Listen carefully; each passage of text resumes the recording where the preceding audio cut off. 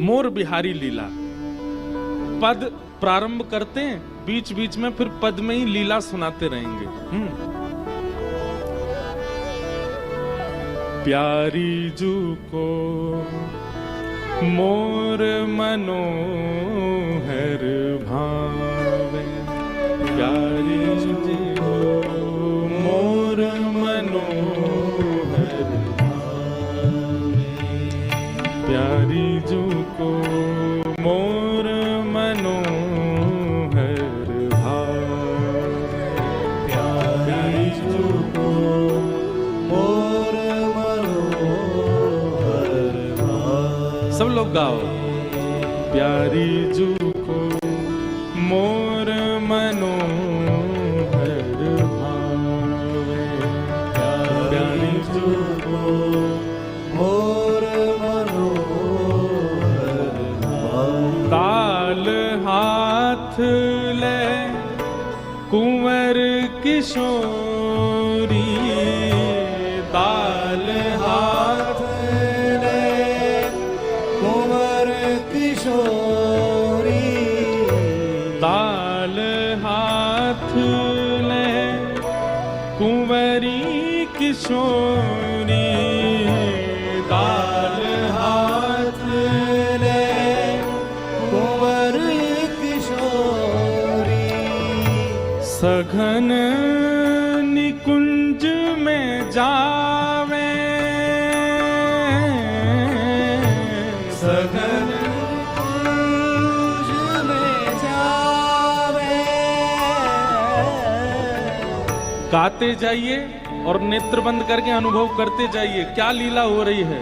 दाल हाथ ले कुंवरी किशोरी, दाल हाथ ले कुंवर किशोरी। सघन निकुंज में जावे,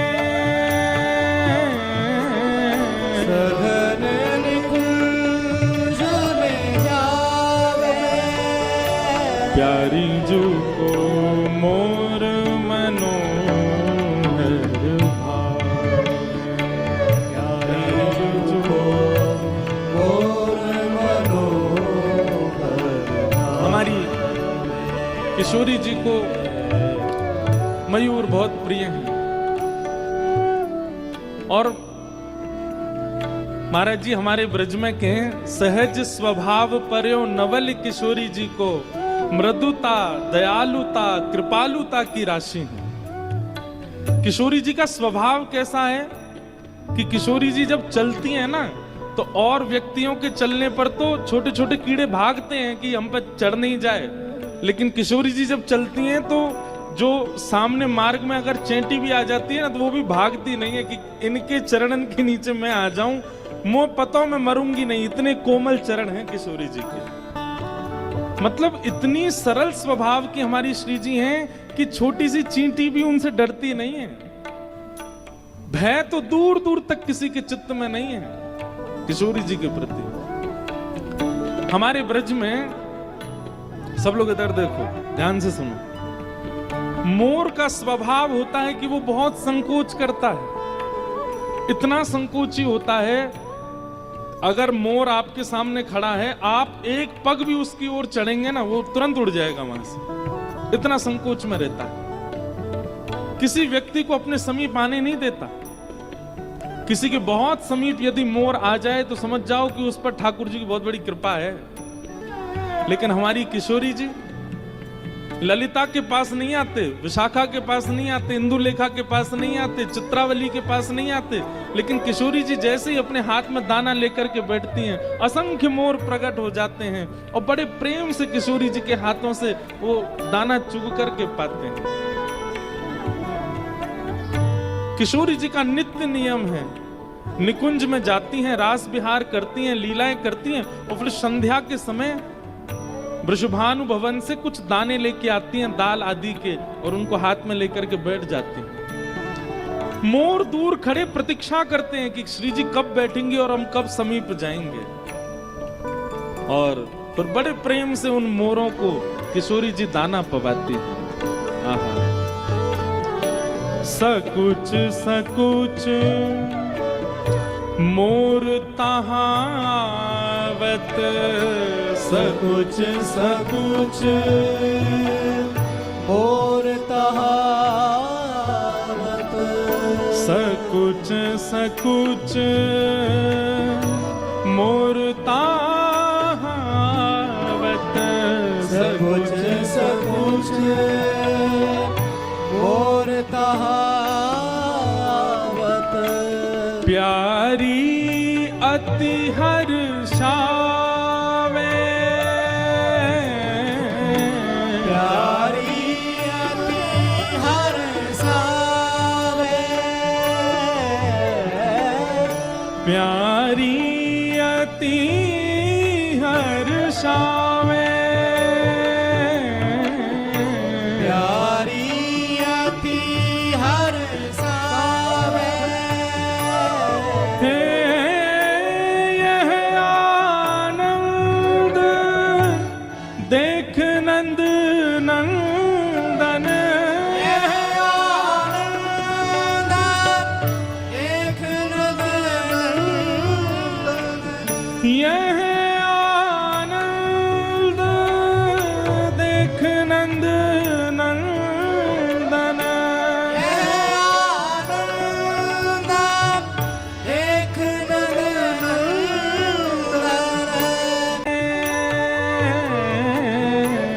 चतुर सिचार चलावे।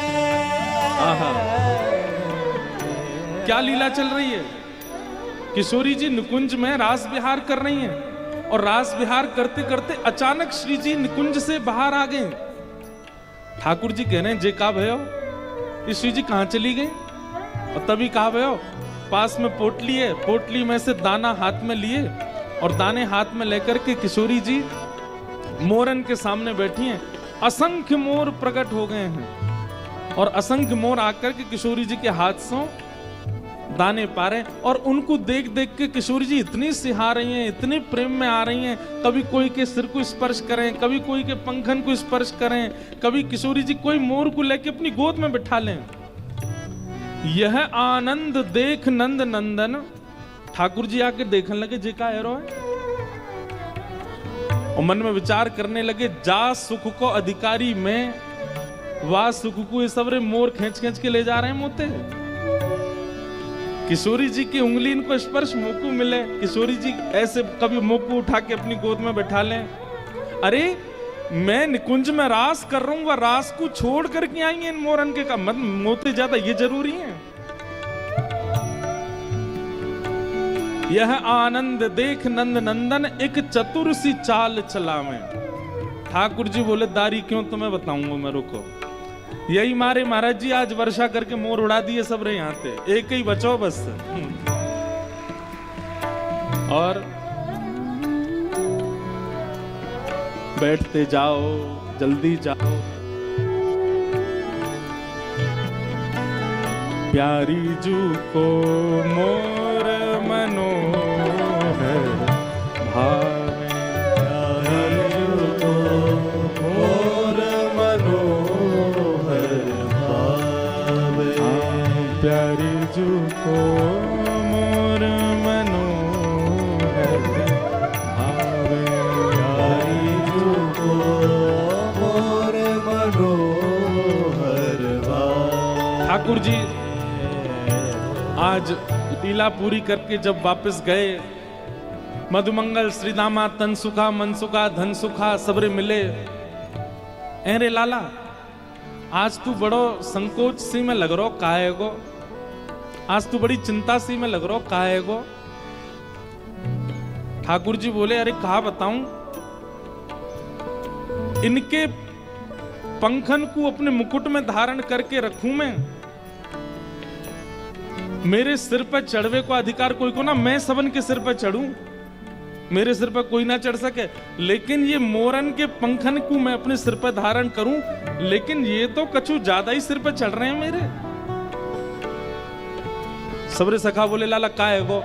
बोले कहा बताऊं, आज रास लीला में किशोरी जी बीच में रास छोड़ के चली गई और वहां पे हाथन में दाने लेके इन मोरन ने खवा रही, उनको पुचकार रही हैं, उनको सहला रही हैं, उनको गोद में बैठा रही हैं, ऐसी सिहा सिहा के उनको देख रही हैं, उनके पीछे दौड़ रही हैं, उनको गोद में भर रही हैं, उनको कंठ से लगा रही हैं। और ये सबरे मोर टेढ़ी टेढ़ी नजरन ते मोए देख करके खूब चिढ़ा रहे आज। मधुमंगल सीधाम बोले, लाला बता का करनो है। ठाकुर जी बोले, जमुना के या पार हमारी रास बिहार होवे, सबरे मोरन ने पकड़ करके कोई और गांव में छोड़े आओ। कल को रास बिहार हो, एक और मोर नहीं आना चाहिए वहां पे। ये मोर आकर के विक्षेप डालने। और महाराज ठाकुर जी लेकर के गए दाने, मधुमंगल श्रीदामा तनसुगम सबरे दाने लेकर के गए और निकुंज में बैठ करके जैसे किशोरी जी बुला में मोरन ने वैसे ठाकुर जी बुलाने लगे। सबरे मोर आ गए, बोले ये तो श्याम सुंदर हैं, ये तो हमारे हैं, इनके हाथ से पावे में कहा संकोच। जैसे सबरे मोर आए हाथ से दानों पान लगे, ठाकुर जी ने एक एक मोर पकड़ो और ले करके महाराज दूर गामन में छोड़े आए। और सब ने सौगंध दिया है, तुम्हें सौगंध है कल रास में मत आइयो, तुमने विक्षेप डालो आ जाए करके। मोर बोले, किशोरी जी संकोच में आ जाएंगी। बोले वो काम हमारा, हम देख लेंगे कैसे का करना, तुम मत आइयो कल। और मोरन को सौगंध दे के मोरनीन की ठाकुर जी चले गए। तुम्हें अपनी अपनी बहुवन की कसम है, आ मत जाइयो कल वहां पे। सब लोग नेक नेक आगे आ जाओ, थोड़े थोड़े नेक खिसक आओ, बस धीमे धीमे आ जाओ।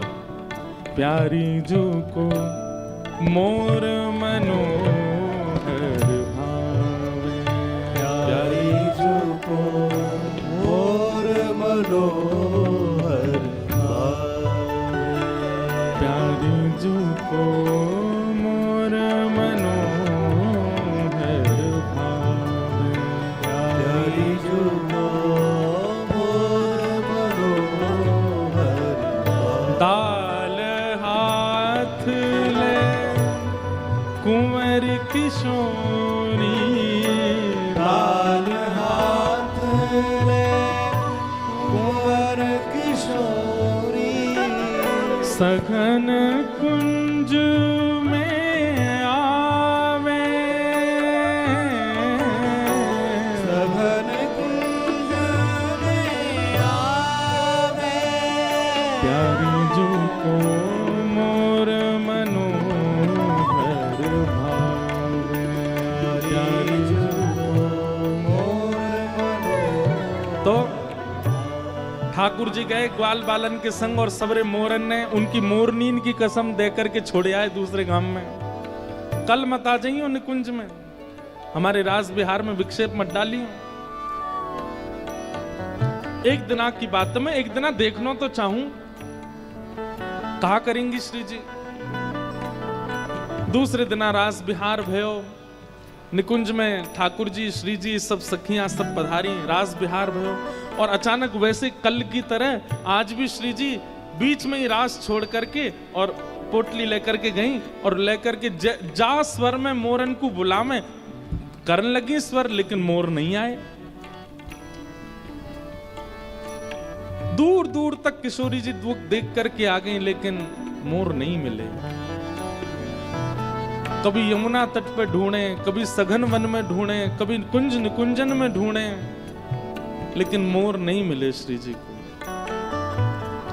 ठाकुर जी पीछे पीछे चल रहे हैं। हे श्यामाजू चलो नेक मेरे संग तनिक बैठ जाओ।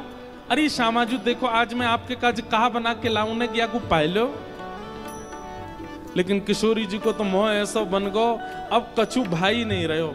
ठाकुर जी आज सुंदर पेड़ा बना के लाए, किशोरी जी को पवान लगे। किशोरी जी ने पायो, ठाकुर जी बोले कैसो है? बिल्कुल स्वाद ना है हमें, आप पे बनानो ना है आवे तो काय को बनाए करो, मत बना के लाए करो, मैं ही ले आऊंगी अपने आप। ठाकुर जी बोले मेरे द्वारा दी गई सामग्री कभी अगर नहीं भाती है तो किशोरी जी थोड़ा मन मार के भी स्वीकार कर ले, लेकिन ऐसे स्पष्ट मना तो कभी नहीं करती। आज इतनी बुरी लग गई, मोर इतने प्रिय है इनको कि मैं सामग्री दे रहा हूं वो भी स्वीकार नहीं है। ठाकुर जी नृत्य करके दिखाने लगे, श्री जी आज मैंने कैसा नृत्य कियो? किशोरी जी बोली जैसा रोज करो वैसे ही कियो, कछु नयो तो होना हो या मैं। ठाकुर जी बोले ये बर्दाश्त भार है रो मेरे, मैं इतना सब कुछ आपके सामने प्रस्तुत कर रहा हूं, आपको भाई ना आ रहे हो। अंत में ठाकुर जी मन में विचार करने लगे ये मोर इतने प्रिय हैं, अब मोर तो हम पल्ले गांव में छोड़ के आए। ठाकुर जी बोले तो नेक बैठो श्री जी, हम मैं आऊं अभी आऊं। ठाकुर जी निकुंज से बाहर गए, सबरे ग्वाल बाल बुलाए, बोले भैया चलो मोरन ने पकड़ के दोबारा लाओ। श्री जी तो नाराज है के बैठ गई हैं। सबरे ग्वाल बाल गए वह दूसरे गांव में, वहां पे जंगल में मोर बैठे थे। कसम दई ठाकुर जी ने मोरनी इनकी आमद जई हूं। ठाकुर जी बोले भैया चलो किशोरी जी के पास चलना, जल्दी चलो। मोर बोले ठाकुर जी श्री जी जैसे आपको श्री जी प्रिय हमारी मोरनी हमको प्रिय, हमको कसम लगी हम तो ना जा रहे आज। ठाकुर जी बोले तुम्हारे हाथ जोड़ूं पाम परूं भैया जल्दी चलो। लेकिन मोर बोले हम नहीं जाएंगे। बोले एक दिना बीतवे के बाद चले जाएंगे, सौगंध कैसे काट सकें, आपकी आज्ञा कैसे हम विसराय सकें। ठाकुर जी मन में विचार करने लगे कहा करूं कैसे करूं। तभी आहा ग्वाल बाल संग लिए मोहन, ग्वाल बाल संग लिए मोहन, ग्वाल बाल संग लिए मोहन, ग्वाल बाल संग लिए स्वयं मोर बन आवे, स्वयं बोल मोर बिहारी लाल की। ठाकुर जी ने महाराज मोरन के बड़े बड़े पिच्छ सबरे इकट्ठे किए और इकट्ठे करके खूब सुंदर एक सूत में पिरोए करके और वह सूत को अपनी कमर पे बांध करके पीछे सबरे मोर पिच्छ ऐसे आ गए ठाकुर जी के, जैसे मानो जैसे कोई मोर अपने पंख खोल करके नाच रहे हो। एक तरफ की सूत एक हाथ में पकड़ी, दूसरी तरफ की सूत दूसरे हाथ में पकड़ करके तभी किशोरी जी के सामने कुहू कुहू जैसे मोर अपने मुख से स्वर निकालता है वैसे स्वर सुनाने लगे। किशोरी जी बोली अरे ये कोई मोर बोलो का अभी यहाँ थे हैं? मोर की आवाज आई कहीं थे, कौन बोलो कोई बालक रो रहा? हाँ करो वाह। ऐसे ही ठाकुर जी आवाज निकालने लगे। किशोरी जी के कान खड़े है गए, बोले अरे मोर आ गए मोर आ गए मोर आ गए। ढूंढती ढूंढती जैसे ही पहुंची हैं तभी कहा देखो सघन वन में अपने संपूर्ण पिच्छन को फैला करके श्याम सुंदर श्री कृष्ण ही मयूर बिहारी लाल को रूप धारण करके आए हैं। किशोरी जी के सामने नृत्य करके दिखा रहे हैं। बल मयूर बिहारी लाल की जय। ग्वाल बाल संग लिए मोहन, ग्वाल बाल संग लिए मोहन, स्वयं मोर बन आवे, स्वयं मोर बन आवे।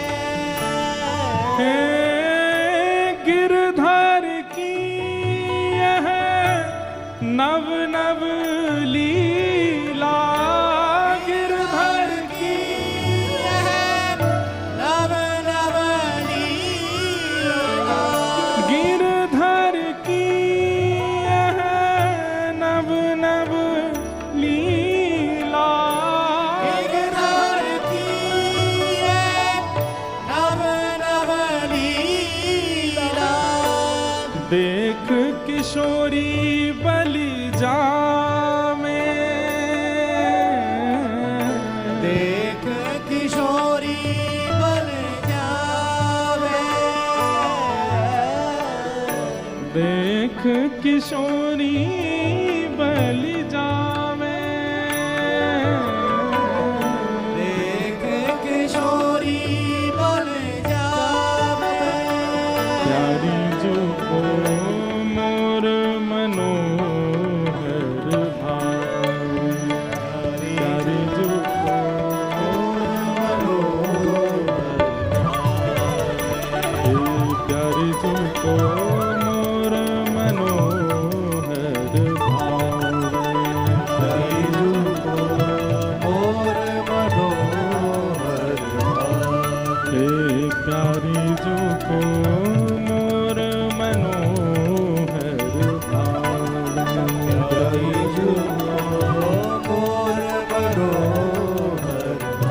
गिरधर की यह नव नव लीला, गिरधर की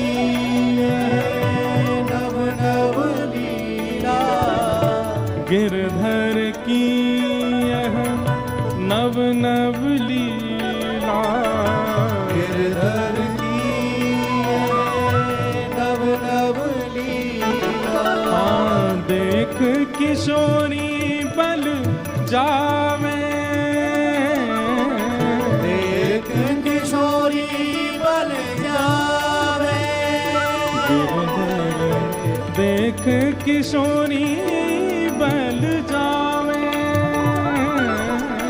देख किशोरी बल जावे। हे राधा जू के रिजवन खातिर, राधा जू के रिजवन खातिर, राधा जू के रिजवन खातिर, राधा जू के रिजवन खातिर, काका रूप बनावे गिरधर का, काका रूप बनावे ओ कान्हा मोर बन आयो, कान्हा मोर बन आयो, हे लाला मोर बन आयो, कान्हा मोर बन आयो, हे गिरधर मोर बन आयो, गिरधर मोर बन आयो, गिरधर मोर बन आयो, गिरधर मोर बन आयो।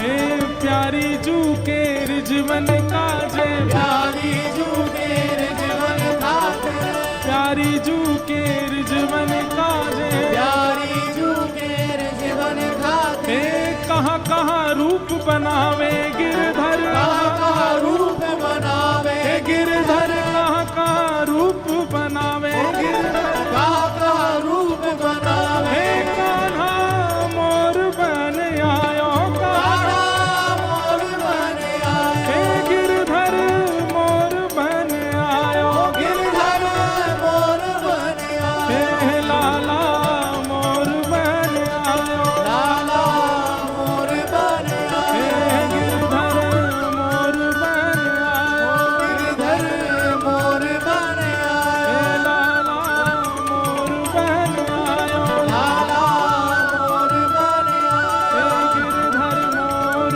बन आयो, गिरधर मोर हे बन मयूर बिहारी बिहारिणी जू सरकार की जय जय श्री राधे, जय जय श्री श्री राम, राधे, जय जय श्री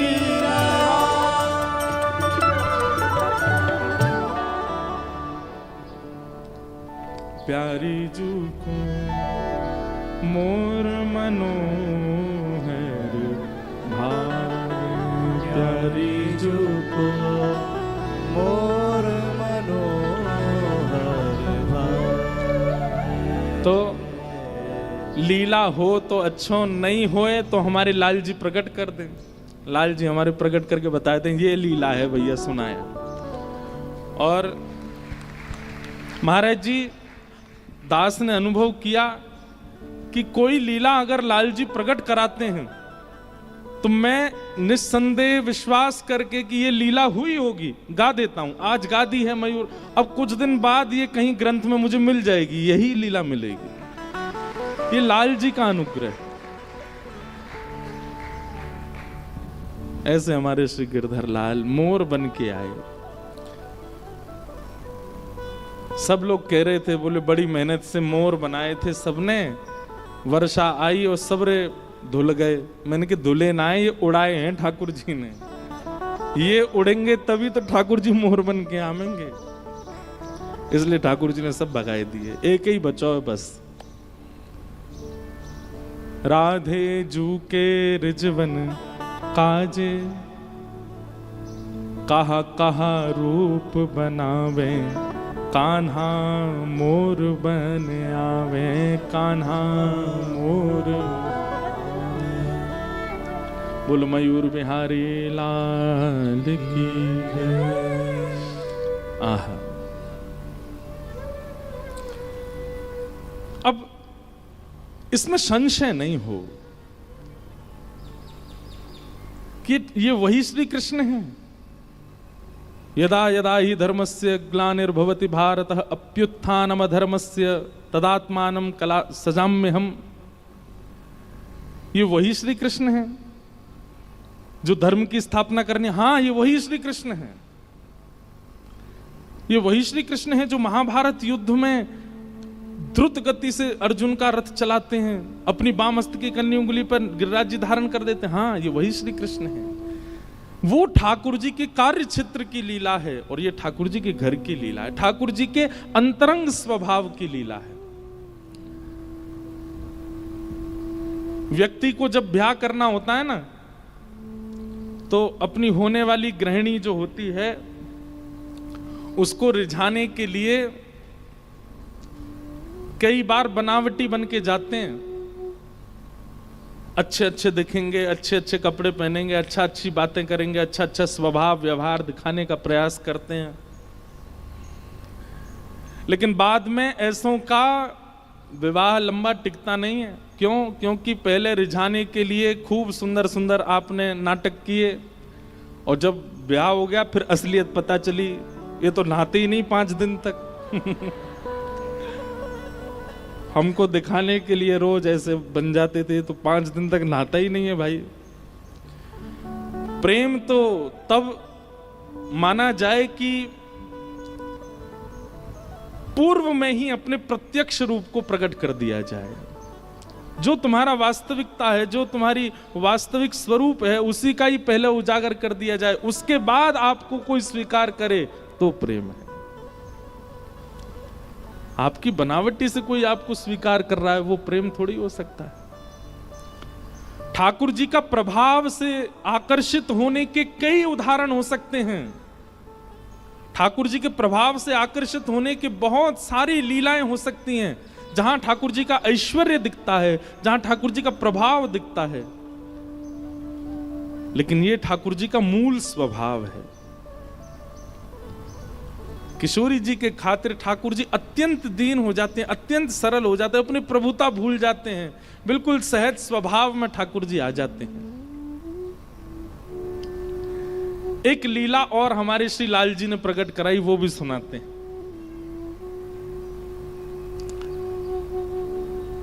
किशोरी जी कल वो आम वाली लीला हुई थी। आम चुरा करके ठाकुर जी ने किशोरी जी पे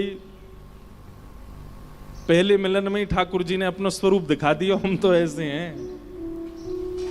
लेकिन किशोरी जी उसके बाद भी चिंतन कर रही हैं। ललिता विशाखा कह रही हैं, कौन ते मिली आप हैं? कौन सो श्री कृष्ण, कौन कान कुंवर? अरे बताओ, आप ते मिलो और मिलवे के बाद आप ते आम तुड़वाए और सबरे आमन ने लेके भाज गए और माली ते शिकायत कर गो कि चोर नहीं है, सबरी पकड़ ले ने। वह कान कुंवर की बात मत करियो हमारे सामने। किशोरी जी तब भी कह रही है, ना उनने नहीं किया होगा, वो तो आम लेके चले गए होंगे, वो माली को लगी होगी, इतनी सारी बैठी हैं पेड़ पे चढ़ के, तो वह चोर नहीं समझे होंगे। यही तो प्रेम है, जहां पर लाखों के बताने पर भी हमारा प्रेमी प्रिय लगता है। देखो, लड़का लड़की अपने लिए मत सोच लेना कि हम उनके लिए बोल रहे हैं। प्रेम केवल स्त्री पुरुष के संबंध की बातें नहीं होती हैं, प्रेम गुरु शिष्य की भी होती है। प्रेम संतान और माता पिता की भी होती है। प्रेम मित्र मित्र के बीच में भी होता है। प्रेम सबसे बड़ी बात ठाकुर जी और जीवात्मा के मध्यस्थ होता है। कोई लाख बुराई करे हमसे, कोई लाख बातें बनावे, लेकिन हमारे ठाकुर जी हमको प्रिय लगे। श्याम सुंदर सदा हमको प्यारे लगे, हम उन्हीं के रहें, वो हमारे रहें। श्याम सुंदर सदा हमको प्यारे रहे, हम उन्हीं के रहे, वो हमारे। तो किशोरी जी तो रास्ता भर चिंतन करती गई हैं ठाकुर जी को, और ठाकुर जी भी घर जाके ने संकोच करने, मैंने ने गलती तो कर दी है, बेचारी इतनी दूर ते आई नेक्सी सी और पीछे माली लगाए दियो। ठाकुर जी भी किशोरी जी का चिंतन कर रहे हैं, किशोरी जी भी ठाकुर जी का चिंतन कर रहे हैं। और तभी किशोरी जी पहुंची वृषभानु भवन। एक दिना कीर्ति मैया बोली, लाली तू पूरे दिना बैठी रे, ये तेरी सबरी सखी आकर के खेलें और तू बैठी बैठी इनको देखती रहे, तू कहाँ चिंतन करे। अब श्री जी कैसे बता मैं कहाँ चिंतन करूं।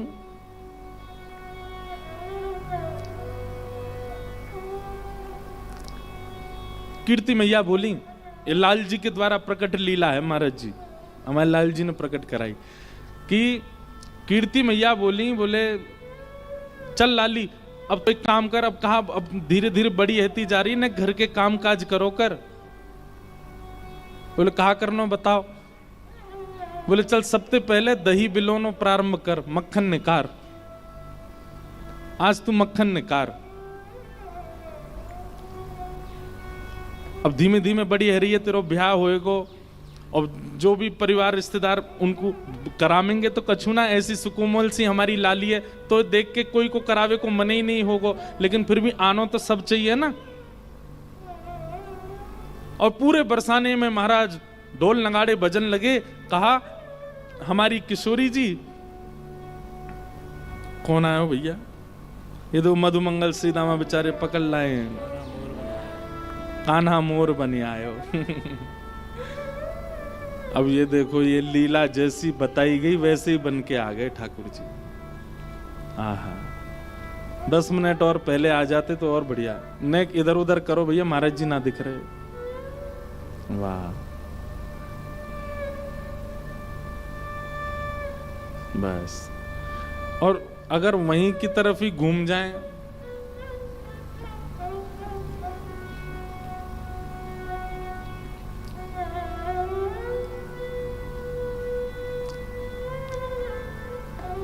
हाँ बस यही।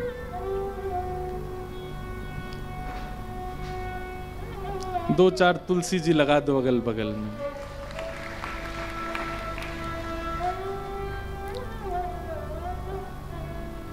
सबरे बेचारे मधुमंगल श्रीदामा, तन सुखा मन सुखा धन सुखा। अब हैं कौन कौन से आप ही देख ली हूं। वाह, बोल मयूर बिहारी लाल की। अब एक चीज इसमें रह गई कि जो मोर के पंख है ना, वो न क्यों खुले और रह जाते चारों ओर, लेकिन ये भी बात है ना कि किशोरी जी सामने आएंगी तभी खुलेंगे ये। अभी बंद करके बैठे ठाकुर जी। वाह। तो भानु भवन में मैया बोली लाली तू एक काम कर। बोले कहा अब तू दही मथनो सीख ले और दही मथ के बढ़िया सुंदर मक्खन निकार, ऐसे ही घर के काम काजन ने सीख। तो श्री किशोरी जी बोली जो आज्ञा मैया करूंगी। लेकिन राजा की लाली हैं, वृषभानु जी की लाली हैं, ये तो कछु भी करें तो पूरा नगर इकट्ठा हो जाए देखवे के काजे। जैसे हमारे लाल जी कछु भी करें तो सब ब्रजवासी इकट्ठे हो जाएं। पूरे बरसाने में ढोल बजन लगे, नगाड़े बजन लगे। बोले कहा भयो? बोले हमारी लाडली जी अब नेक नेक बड़ी है गई हैं, पहली बार मथनी चलामेंगी, पहली बार दही मथेंगी, मक्खन निकारेंगी। जोर जोर से ढोल बज रहे हैं। बरसाने से नंदगाम इतना दूर है कि भानु भवन से यानी कि बरसाने भवन से नंदगाम दिखाई देता है। नंद भवन और बरसानो भवन, भानु भवन दोनों पर्वत पर हैं। ये ब्रह्माचल पर्वत पर हैं, वो नंदाचल पर्वत है ना, नंदाचल पर्वत पर नंदगांव। और दोनों पर्वत पर दोनों भवन बिल्कुल आमने सामने 6-7 किलोमीटर की दूरी है। अगर कोई जोर से चिल्लावे तो आवाज आ जा सकती है। जैसे ही ढोल बजन लगे सोई ठाकुर जी अपने भवन से बाहर निकल के आए, बोले भैया ये बरसाने में ढोल काहे को बज रहे हैं?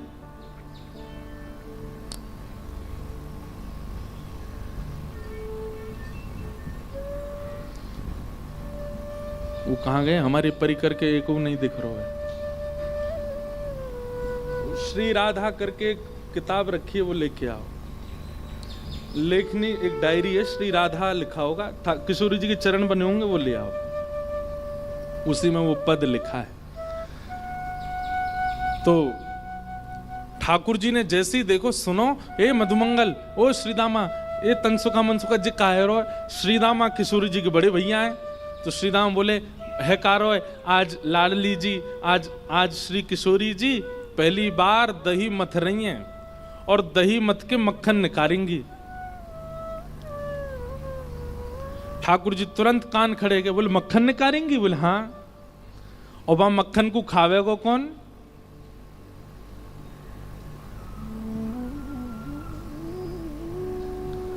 तो श्रीदामा बोला, बोले हमारे घर को नियम है कि पहली बार जो भी वस्तु प्रकट होवे वो हमारी कुल देवी को पधराई जाए। मधुमंगल बोलो, अरे श्रीदामा तुम्हारा कोई कुल देवता ना है? श्रीदामा बोलो अभी तक तो कुल देवता तो ना है हमारो। सोई ठाकुर जी खड़े है, बोले खड़ो ना है तेरे सामने, मैं कुल देवता हूं भैया। तो कुल देवी को भोग लगावे जावे को, कुल देवता तो यहीं बैठो है, मेरे को भोग लगा दे। श्रीदाम बोलो लाला तू ऐसे आनंद मत करो कर, ऐसी बात मत करो कर। ठाकुर जी बोले देख, ये गोपीन के घर के मक्खन चुरा के, ब्रजवासीन के घर के मक्खन चुरा के सुख मिले, लेकिन किशोरी जी दही मथिंगी और मक्खन निकलेगा और हमने नहीं चखो, हम तो पहले अगर कुल देवी ने चख लियो ना तो नहीं पाएंगे, पहले हम चखेंगे। ठाकुर जी तो ऐसे निर्णय लेते हैं और सारे जो ग्वाल वाले उछलने लगते हैं, हम बे लाला सही कह रहा हो, जी करना हमें, सबसे पहले मक्खन हम ही चखेंगे। श्रीदामा बोलो देखो भैया मोते तो कछु कहियो मत, मैं जाके माते मक्खन लेके नहीं आऊंगा, तुम्हें पानो तो खुद अपनी व्यवस्था करो। ठाकुर जी बोले तू चिंता मत कर, हम कर लेंगे। आहा,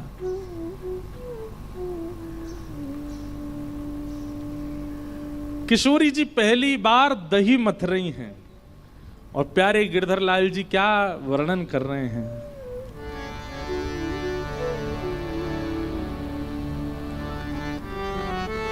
आहा, दधी मथ सुंदर लागे कुंवरी श्यामा, दधी मथ सुंदर लागे, दधी मथ सुंदर लागे कुंवरी श्यामा, दधी मथ सुंदर लागे। छोटी सी किशोरी जी हैं और दही मथ रही हैं। सब लोग दर्शन करो लीला को। दधी मथ सुन, छोटी सी मटकी है और छोटी सी किशोरी जी बैठ करके दही मथ रही हैं। आहा, तनिक तनिक, तनिक मतलब छोटे, तनिक तनिक हाथन सो मथ नी, तनिक तनिक हाथन सो,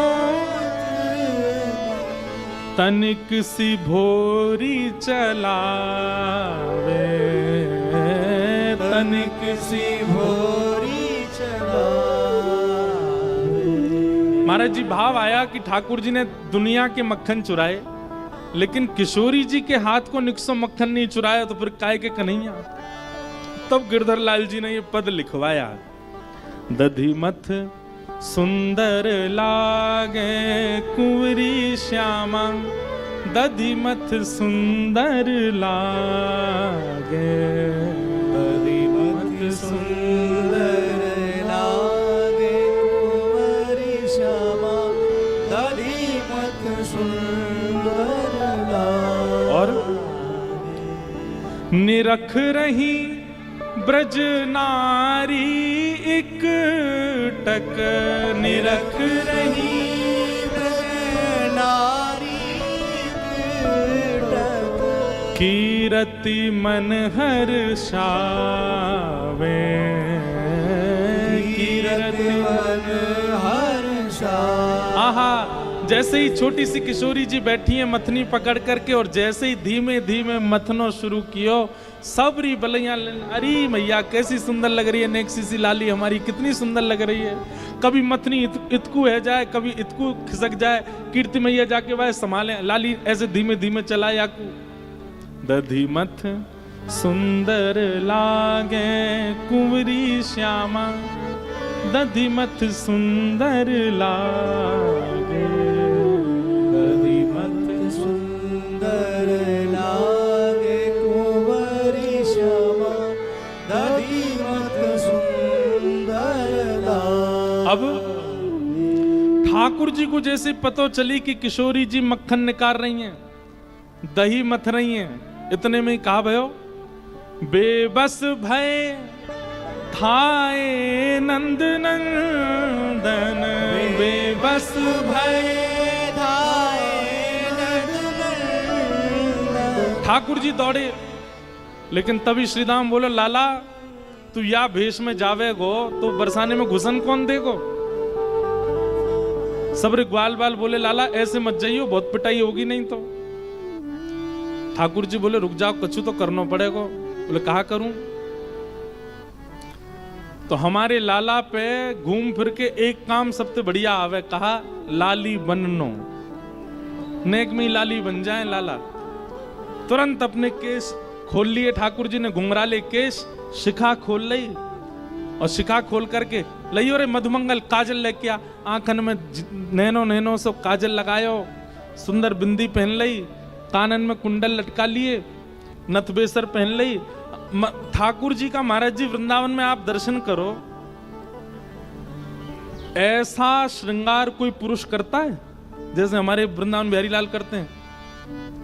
कानन में कुंडल पहनेंगे, होठन में लालिमा लगाएंगे, और नीचे बिहारी जी को जाकर के देखो, पजम्मी तो केवल अभी निकल के गई ना चंदन यात्रा, अक्षय तृतीया पे ही पजम्मा पहने, नहीं तो पूरो घाघरा जैसो पहने। किशोरी जी की प्रसादी पहनते हैं, व्रज का ये भाव है कि किशोरी जी की प्रसादी धारण करते हैं ठाकुर जी, इसलिए बिल्कुल गोपीन वालों श्रृंगार करके रखें ठाकुर जी। चुनरी पहन में, अब बताओ सब चीज छोड़ो, कोई पुरुष नथ पहनता है? ठाकुर जी नथ पहन के रहते हैं, हमारे गिरधरलाल जी नथ पहनते हैं, किशोरी जी की प्रसादी पहनते हैं ठाकुर जी।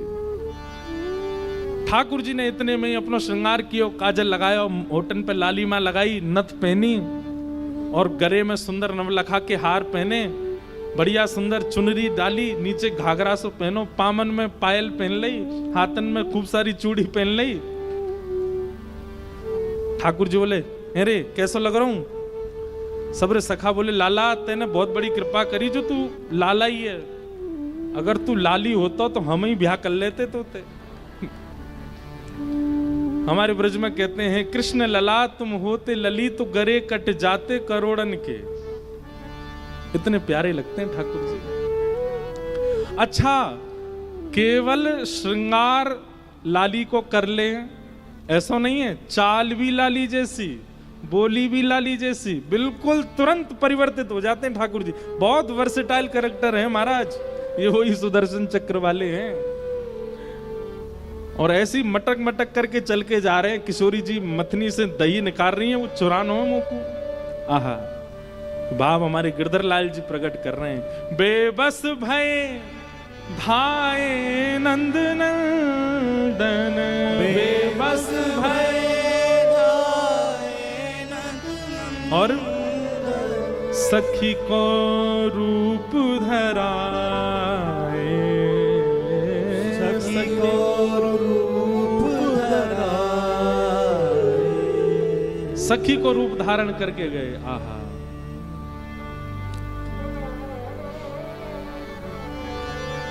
छोटी सी गोपी बनकर के, किशोरी जी बनकर के पहुंच गए, और छोटी सी लाली जैसी आई तो कोई ने रोके भी नहीं। और इतने बड़े बड़े लोग हैं भीतर थे, अरे ने इतको हटाओ, मेरी सखी दही निकाल रही, मैं देखवे जाऊंगी। अरे अरे लाली तू आगे आजा, तू आगे। सब लाली समझ के आगे आगे करते चले गए। ठाकुर जी पहुंच गए बिल्कुल जहां किशोरी जी मथ रही हैं, और चुपचाप वहां जाके खड़े है गए।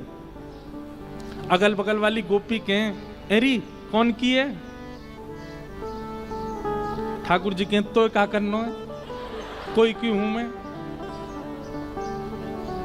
अरे बड़ी चपड़ चपड़ बोला है, हाँ तो अपने छुरा करा दियो भ्याम होते। ठाकुर जी पे तो ऐसी बातें हैं,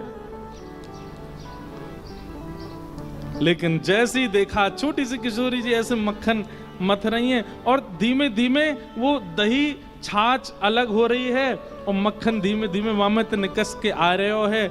जैसे ही किशोरी जी ने अपने छोटे छोटे हाथन से मक्खन निकाल करके एक पात्र में भरना शुरू किया, ठाकुर जी के तो मुंह में पानी आ गयो। इतने में सब सखी बधाई देने लगी, अरे कीर्ति मैया बधाई हो, लाली ने पहली बार माखन निकारो है। कुल देवी को भोग लगाओ, कुल देवी को भोग लगाओ, सुन मोहन घबराए, सुन मोहन घबराए। सखी के रूप में छल बल करके, सखी के रूप में छल बल करके। अब जैसे ही कुल देवी को भोग लगावे की बात आई, सब बोली लाली देख तेरे पूरे लत्तान पे, लत्ता बोलते हैं कपड़े, तेरे पूरे लत्तान पे दही छिड़क गयो है। अब तो एक काम कर, ये मक्खन लेके जाएंगे, कुल देवी को भोग लगाएंगे, पहली बार निकास होते हैं ना, तू जाए करके दूसरे लत्ता पहने आ। किशोरी जी दूसरे लत्ता दूसरे वस्त्र पहनने गई, सब सखियां भी किशोरी जी को तैयार करने गई। छोटी सी किशोरी जी चली गई, उन्हें एक सखी रह गई भीतर, ठाकुर जी। गोपी बोली एरी तू ना जावेगी लत्ता बदलवे? ठाकुर जी बोले अरे आजकल माखन चोर बहुत डोल रहे हैं ब्रज में, मैं यहाँ की रक्षा करूंगी, तुम सब जाओ। गोपी बोली अरे बड़ी सुघड़ छोरी है, देख कैसे यहाँ के मन में आई कि रक्षा करेगी यहाँ की। अच्छा ठीक है तू रक्षा कर, हम जा रही हूँ। रक्षा करवे काजे भी कौन के हवाले छोड़ के गए? ठाकुर जी के। सखी के रूप में छल बल करके, सखी के रूप में छल बल करके, माखन ले बन धाए, माखन ले बन धाए। जैसे ही सबरी सखी गई, ठाकुर जी ने वो पात्र उठाया और लेके चौकड़ी मार करके भाजे बन की ओर।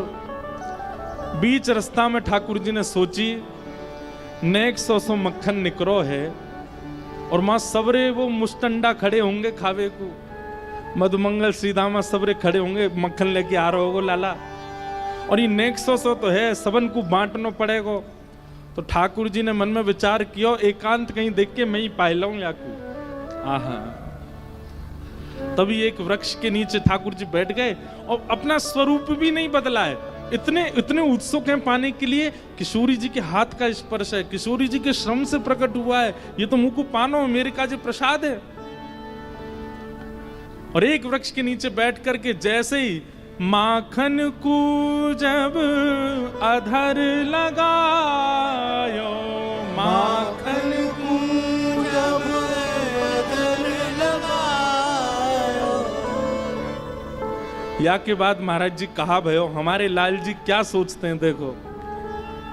जैसे ही मक्खन ठाकुर जी ने अधर सो लगायो, और मक्खनन को तो स्वाद आवे, लेकिन किशोरी जी के हाथ से निकसो मक्खन जैसे ही ठाकुर जी के अधर पर गयो, अधर पर जाते ही ठाकुर जी तो बेसुध होके मूर्छित होके गिर पड़े वहीं पे। आहा, ऐसा स्वाद आ रहा है, ऐसा रस आ रहा है, किशोरी जी के हाथ से निकलो है।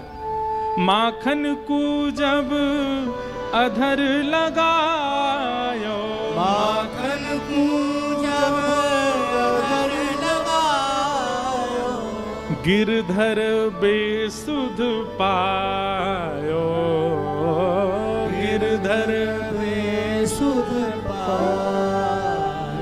जैसे वैसे उदाहरण तो थोड़ा अटपटा है, लेकिन समझो, जैसे कोई व्यसनी व्यक्ति, उसका व्यसन सामने आ जाए तो व्यसन का उपभोग करके वो उस व्यसन में तल्लीन हो जाता है, फिर भूल जाता है अभी धूप है, ताप है, रात है, दिन है, भोर है कि वर्षा है, कोई बैठा है नहीं बैठा। जब उसकी उत्सुक वस्तु सामने आ जाती है तो वो बेसुध हो जाता है। ठाकुर जी ऐसे ही मक्खन पाए के बेसुध है करके पड़ गए। एक एक कणिका मक्खन की मानो अपने मुखमंडल पर ऐसे ठाकुर जी रस ले ले करके वाकू पा रहे हैं, ऐसे बेसुध है गए, भूल गए कहा है रोए।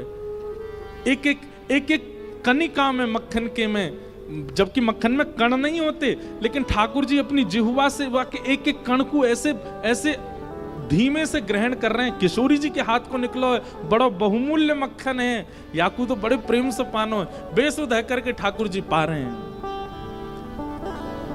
माखन को जब अधर लगायो, माखन को जब अधर लगायो, गिरधर बेसुध पायो, गिरधर बेसुध पायो।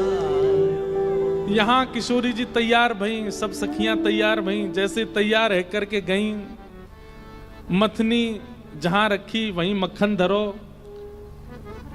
कीर्ति मैया बोली, अरे गोपियों जाओ, जाए करके ले आओ। अरे मैया वहां पे एक छोटी सी सखी खड़ी है, वह रक्षा में मक्खन की, वही ते कह दें वो ले आवेगी। अरे गोपियों जाओ, वह सखी ते कहो मक्खन लेके आवेगी, छोटी सी लाली है। मां गए तो ना तो लाली है ना मक्खन है, सब चलो गो। अरे महाराज दौड़ी दौड़ी आई, अरे मैया काबे हो? बोले मक्खन तो मां मिलो ही नहीं है, और वो सखी भी ना है, वो गोपी ना है छोटी सी, कहां चली गई? इतने में ललता विशाखा आदि सब छोटी छोटी आ गई। बोले एरी या पूरे बरसाने में हम 8 के अलावा कोई को अनुमति नहीं है वृषभानु भवन में जाके किशोरी जी के पास खड़े। अभी ये 9वीं सखी कौन सी आई? तू गई? बोलो ना मैं तो नहीं। तो तू ही आई थी? बोले मैं भी नहीं। सब रही आपस में बोले हम तो नहीं।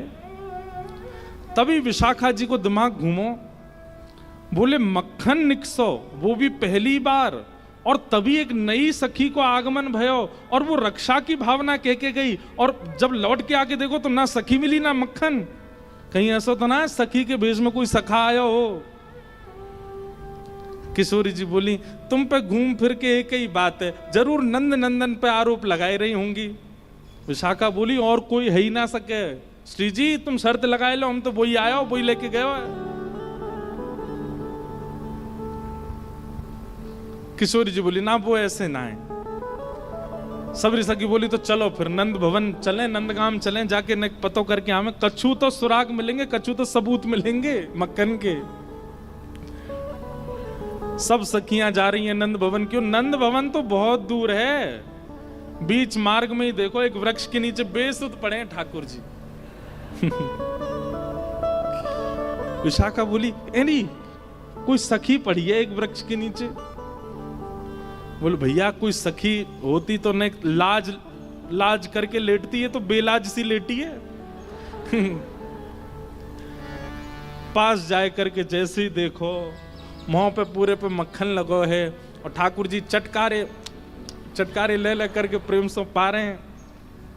किशोरी जी ने जैसे ही देखो बोले देखो तुम्हें मेरी सौगंध है, ये तो मेरे मन की पूरी भई है। आज मैं जब से मक्खन निकाल रही तब से मेरे मन में आ रहा हो कि मक्खन को सबसे बड़ो प्रेमी तो श्री कृष्ण है, वो आए करके मेरो मक्खन ग्रहण कर ले जाएं, और वो पूर्ण है। अब हल्ला मत करियो, तुम्हें मेरी सौगंध, कोई तो कछु कहवे की आवश्यकता, ये तो मेरे मन की पूरी भई है। आहा। मन को भाव पूर्ण भयो है, मन को भाव पूर्ण भयो है। लो भैया किशोरी जी के आते खुल गए पंख। बोलो मयूर बिहारी लाल की जय। वाह भैया, ये देखो प्रत्यक्ष अनुभव, ये आप कैसे कह सकते हैं कि प्रत्यक्ष अनुभव नहीं है? दत्त धाम में साक्षात वृंदावन की लीलाओं का प्रत्यक्ष अनुभव है।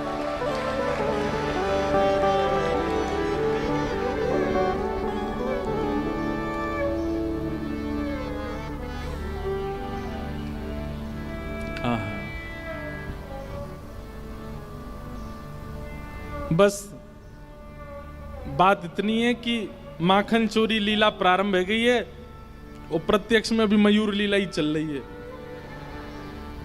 लेकिन आज पूरी थीम उत्सव का रूप तो मयूर विहार का ही है ना, वो उसी भाव में ही रहेंगे ठाकुर जी।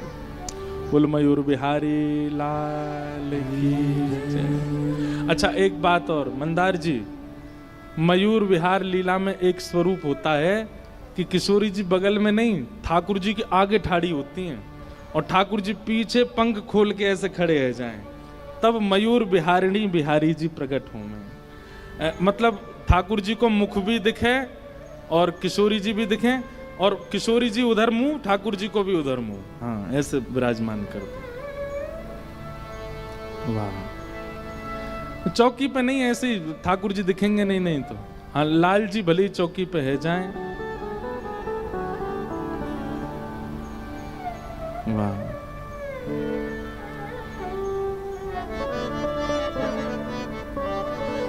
मन को भाव पूर्ण भयो है, मन को भाव पूर्ण भयो है, मन को भाव पूर्ण भयो है, मन को भाव पूर्ण भयो है, श्री जी मन हर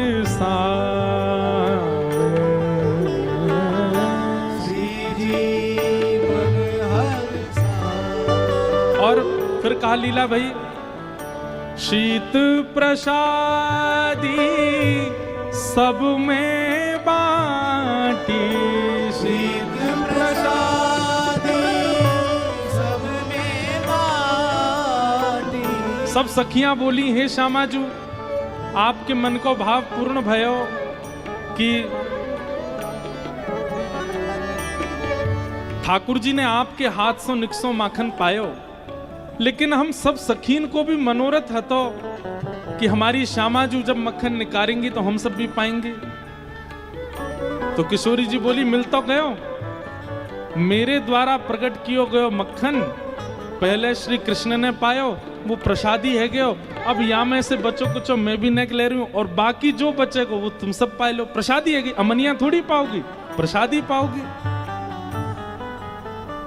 वैष्णव का स्वभाव है कि वो किसी भी वस्तु को बिना ठाकुर जी को निवेदित किए नहीं पाता, अमनिया नहीं पाता, प्रसादी पाता है। किशोरी जी और ठाकुर जी दोनों की जब प्रसादी हो गया मक्खन, तब सखियों ने जो बचा हुआ था उसमें से एक एक तनिका सब में बांट दी। शीत प्रसादी सब में बांटी, शीत प्रसादी सब में बाटी, शीत प्रसादी सब में बाटी, शीत प्रसादी सब में बाटी। लीला सुख बरसा, लीला सुख बरसा, दधिमथ सुंदर लागे कुंवरी श्यामा, दधिमथ सुंदर लागे,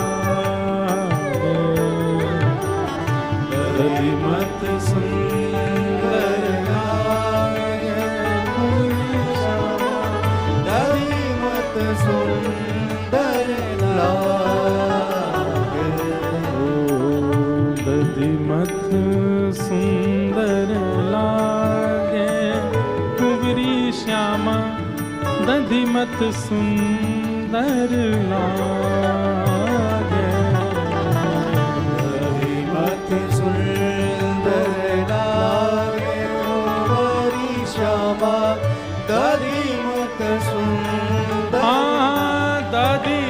सुंदर दधिमथ सुंदर हे दधिमथ सुंदर सुंदर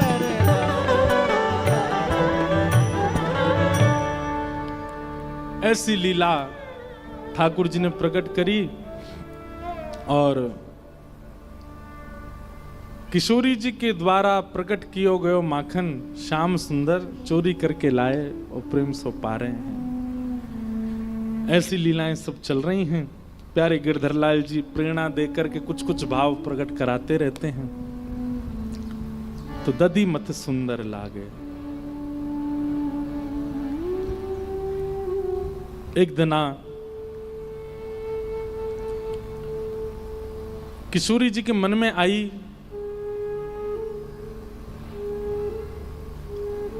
कि श्याम सुंदर के नंद भवन जाऊं, जाए करके देखूं कि वहां कैसी लीला करें, यशोदा मैया से मिलके आऊं एक बार। किशोरी जी के मन में आई अपने आप। ठाकुर जी ने पता तो बता ही रखो, ठाकुर जी तो 2-3 बार आ चुके हैं बरसाने। आज पहली बार किशोरी जी नंद भवन जा रहे हैं। छोटी सी हैं, बहुत सुंदर एक भाव है। अब कल महाराज जी कह रहे थे कि कृष्ण लीला संपूर्ण गाते हुए हो, गाते हुए ही है महाराज जी। लीलाएं सब पदों में ही वर्णित हैं। ठाकुर जी की लीला फिर भी श्लोकबद्ध भागवत में है, पर किशोरी जी की लीलाएं तो सब पदों में ही वर्णित हैं। उनको बिना गाए कहा ही नहीं जा सकता। आहा,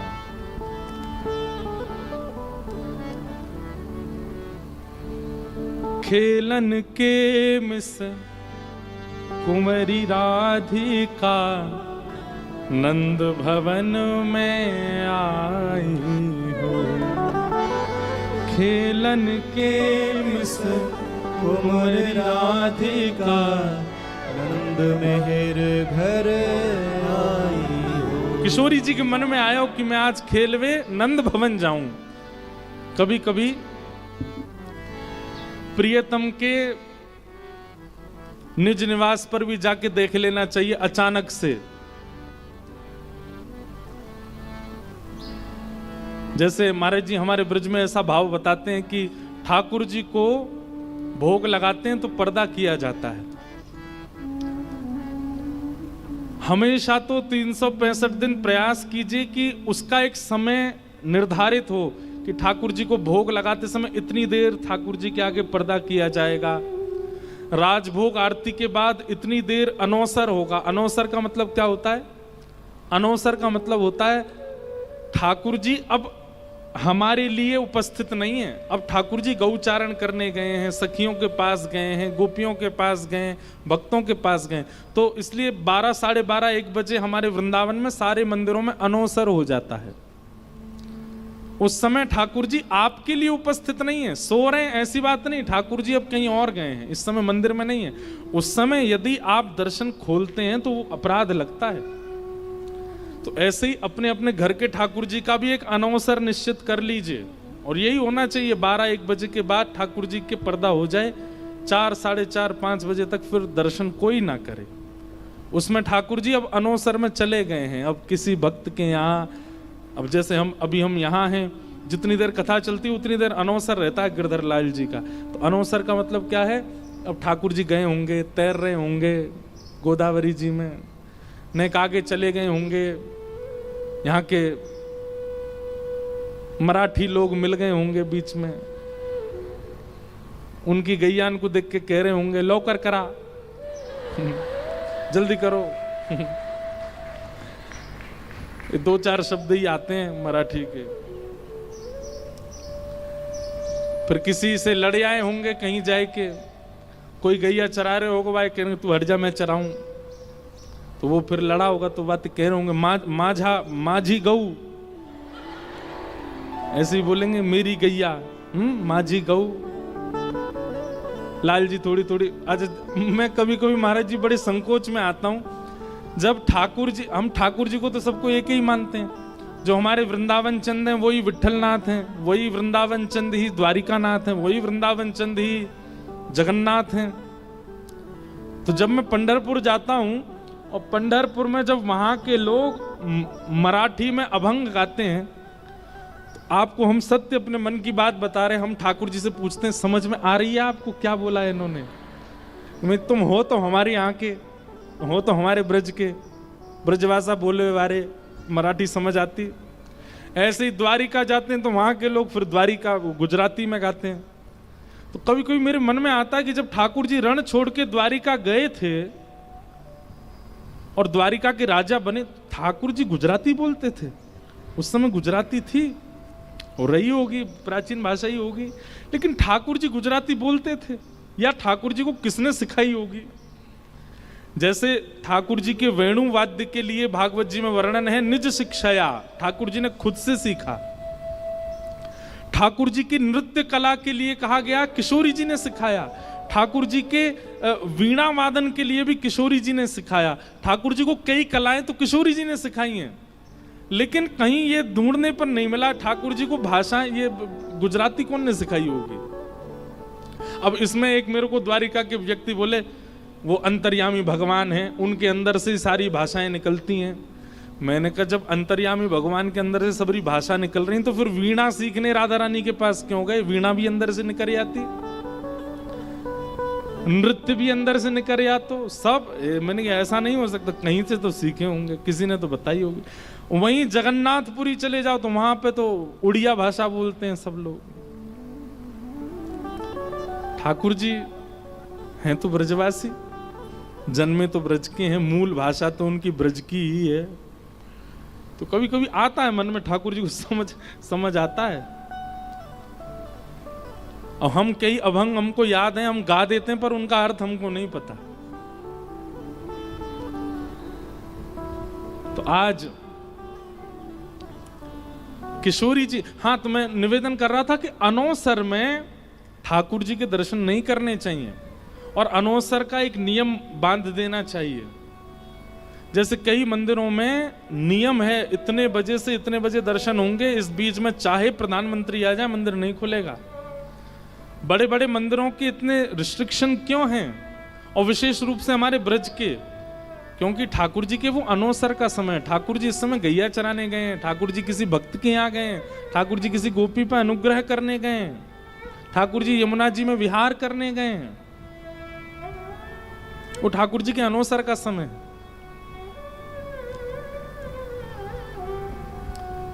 लेकिन महाराज जी ऐसा कई बार अनुभव किया गया कि मंदिर के पुजारी, उन्होंने अनवसर में मंदिर में प्रवेश किया और ठाकुर जी अपनी स्थिति से पृथक दिखे। मानो ठाकुर जी ऐसे ही रहते हैं। तो कभी कभी ऐसा अनुभव हुआ है कि ठाकुर जी की रूप माधुरी छवि में कुछ परिवर्तन था, क्योंकि वो अनवसर का समय था। अगर आप 365 दिन अनवसर की सेवा करते हैं और 365 में से अगर एक दिन कभी कदापि अनवसर में प्रवेश कर गए, तो हो सकता है कि आपको भी अपने ठाकुर जी की भंगिमा में थोड़ी सी परिवर्तन का अनुभव हो, थोड़े से ठाकुर जी विलग दिखाई दें। तो कभी कभी प्रियतम के यहां बिना बताए पहुंच जाना चाहिए, जैसे अनवसर में दर्शन कर लेना चाहिए।